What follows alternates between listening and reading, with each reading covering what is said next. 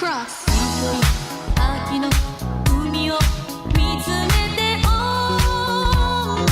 い出すあの夏の So an interesting thing to bring up I wanted to talk about for a while now is anime strike, but I wanted to wait for one of my shows that I'm actually anticipating this season to actually show up on it, and it has. That is Sword Urito is around to pick up Girls in a Dungeon on the side. Basically the second season, or a standalone season, a side series, spin-off pretty much of the original show.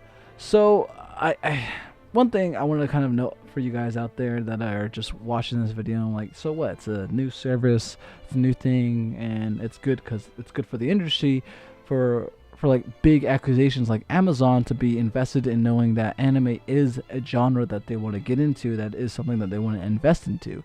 That is true, and I honestly do not deny that fact. But the thing that pisses people off about the service is that, one, you have to buy Amazon Prime. 2, you have to pay a $5 fee every month, like a regular subscription service, instead of it going with Amazon Prime. 3, the exclusives of the shows that were originally available on Crunchyroll or on Funimation are now available only on Anime Strike. Of course, their first seasons are available on those respective platforms, but now their second season, the continuations of series, are now only available on Anime Strike, which absolutely sucks. And it is a good entitlement to purchase if you see any of these exclusives that you like.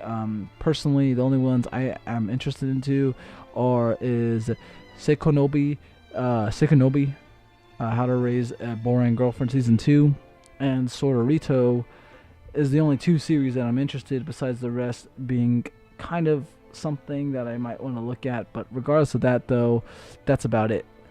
Anyways, though, one thing though also is another thing that's been on my mind about this since I've been watching a bit of Amazon's subtitle shows. For example, Sword Urito and Seikobo. Oh my god, Seikonobi. Well, their subtitles really aren't that good.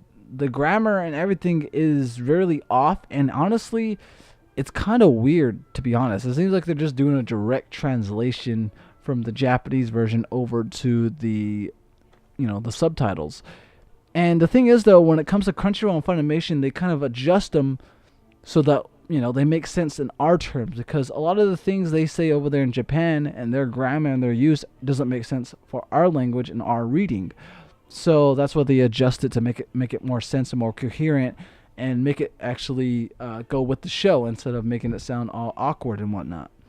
And since they're basically almost doing direct translation, there's some awkward situations, or there's some awkward dialogue that we see that just doesn't make sense to us, and we'll be like, what? Why'd she say that? It's really dumb. I think that's probably a terrible sign already, that they don't take the time to actually subtitle their shows.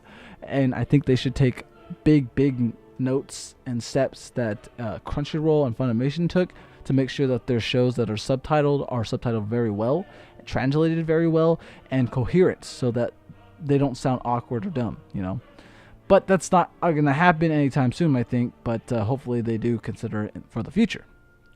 So you have to buy Amazon Prime, and that is $100 right there, and you have to pay an additional $5 every month for Anime Strike. So yeah, it's really just annoying what it is. It's really just annoying more than anything. It's annoying that we have to go buy another subscription service upon all the other subscription services like Hulu, Crunchyroll, Funimation, Netflix, and now Anime Strike. So that's additional services and stuff like that we have to buy and whatnot. And the 2 bigger ones being Funimation and Crunchyroll being the other ones, and obviously the ones that most people, that if you're a really big anime fan that likes to keep up with the stuff in the new seasons that come out with the spring, winter, and all this other shit, you usually buy those 2 instantly. And it's just irritating nonetheless to see that, well, there's another subscription service that has a paywall, then you can get the subscription service, but you have to pay that every month. It's just really annoying, and honestly, I kind of dislike this. But I I don't know, man. I really don't like the simple fact that I have to pay an additional $5 every month just to make sure that I can watch anime. They could have just put this with Amazon Prime. Instead, they had to separate it, and it's kind of fucking dumb, in my opinion. But regardless of that, my name is BeBopAnime or Taron. I'm done talking about this. It's just something I wanted to bring up as a topic because it's really annoying. So, with that said, I'll see you guys in the next video. Later.